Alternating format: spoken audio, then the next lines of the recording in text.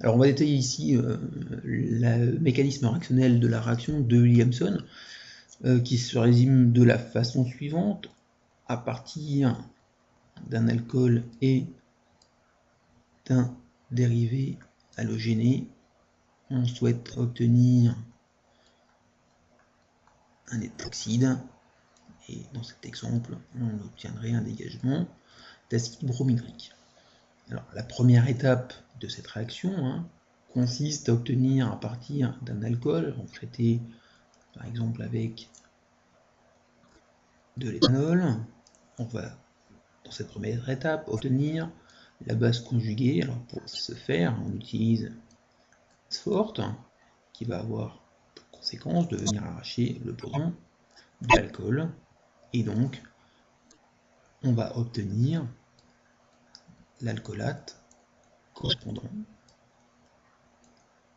Alors évidemment, si on a utilisé de la soude, donc le contre-ion ici, ce sera Na+, qu'on va retrouver ici, et on aura ce qu'on appelle de l'éthanolate de sodium.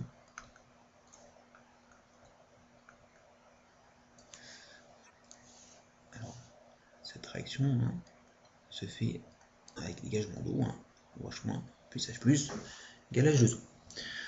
La deuxième étape consiste à faire réagir cet alcoolate, CH3, CH2, donc O-, sur un dérivé halogéné.